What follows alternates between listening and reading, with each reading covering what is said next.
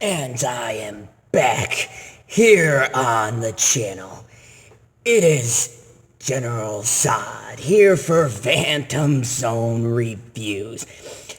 And tonight, I am going to talk about a movie that, quite honestly, I was looking forward to.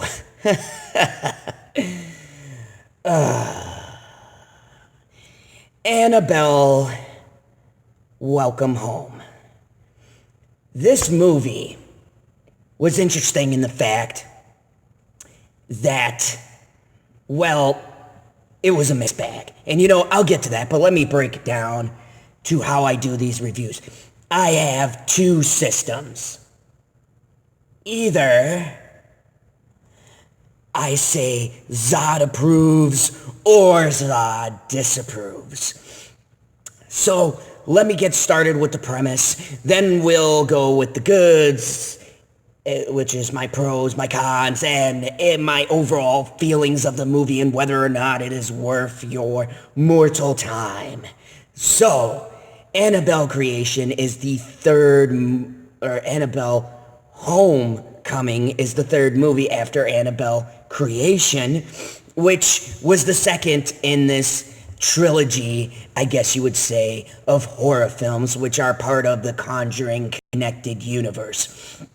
And now, it takes place after the subsequent evil Annabelle, the doll from hell, as I like to call it, is taken by the Warrens, who are the protagonists of the first Conjuring and the second Conjuring film. Now, once they get it back, Annabelle is contained within a case, and this case keeps Annabelle's power concealed. And it flashes forward a year. The Warrens have a daughter. The daughter is much like the mother. This was all explained in The Conjuring 2. She has the ability to see ghosts and whatnot.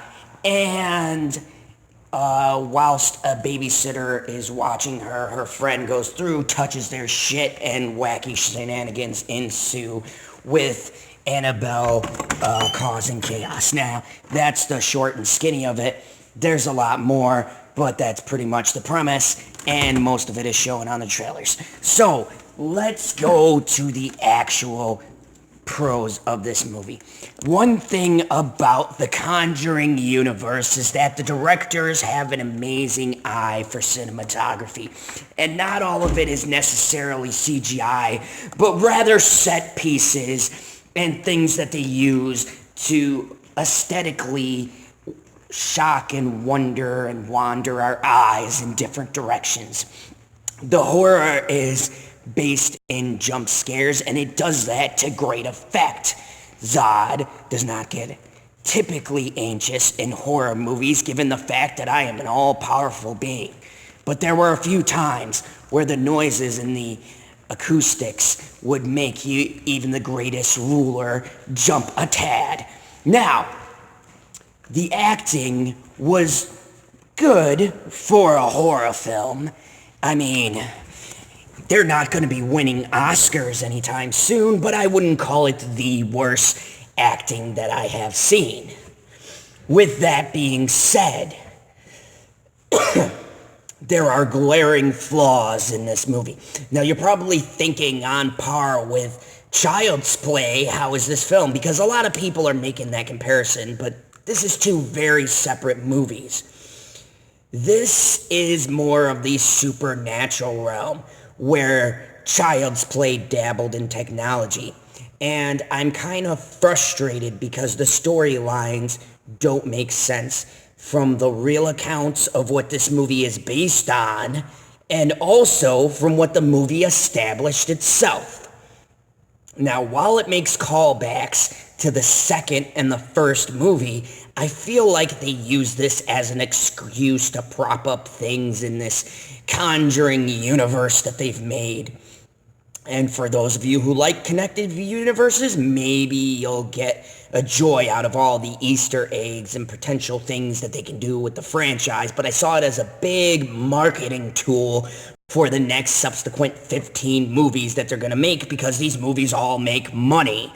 Lots of money. Even The Curse of La Llorona did a moderately good amount for the budget it was made.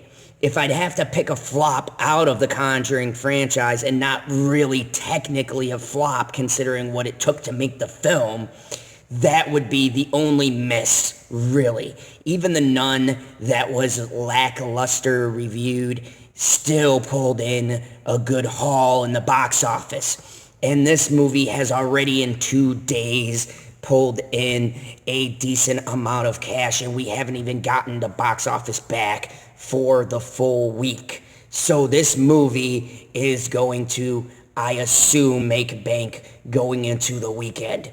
Now, the bad. This movie is slow. And when Zod says slow, I mean slow like I was ready to punch the first Earthling to the side of me just for entertainment. I mean, honestly, this is an hour and 46-minute movie where a good, 45 to 50 minutes of the film is just boring. Even when the scares happen to break up the monotony, it was still boring. Now, it wouldn't be the most boring film I've ever seen. That crowd goes to a movie called Prodigy, which is a terribly, horrible, bad film. And if you've never seen it, be glad that you are one of the blessed few who did not see that steaming pile of crap. This movie, however, is really no different. This movie, to me, is a movie that tries too hard to scare you instead of letting the built organic tension that it takes a good almost half the movie to make. It doesn't trust its own premise to scare the audience, and this is where it fails. It relies on cheap tricks like slamming doors and stuff moving off of shelves to make you go, oh, but it's a temporary jump, okay? It's not a built horror that holds on to you till the very end. I literally was not even nervous towards the end of this movie. I have no fear. Nothing really creeped me out as Annabelle Creation did. Creation, I felt, stuck with you with the horrifying imagery, and that very last horrifying scene that connected it to the first film was very clever, which put Creation back on the map after Annabelle almost nearly tanked its run. This one was tamed in a lot of ways, and the ending of the film may like or dislike depending on your view or depending on how you choose to see the overarching end of this. But I can tell you that, at least in my mind, all of the build-up led to absolutely nothing, and it was frustrating. This is a case of a franchise that I certainly hope will allow to die. This really didn't even need a third movie if this is how they were going to go out. They went out with a whimper as opposed to a big bang that I expected. Now, does that mean shit didn't happen? Tons of stuff went down, but did it amount to anything? In my mind, absolutely nothing. And it is irritating considering how much promise this film held. So at the end of the day, does Zod think this is a movie worth seeing? I would say no.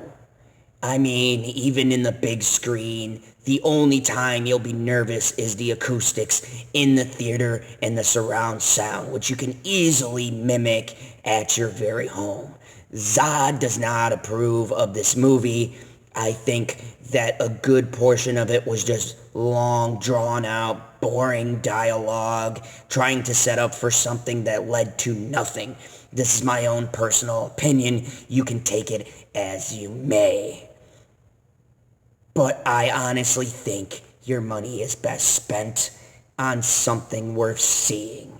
This movie is just a good way to kill time if there is nothing else to do, considering it is only an hour and 46 minutes, but I do warn you, in about the middle of the film, it feels like 2 hours long. Anyways, this has been another review from the Phantom Reviews.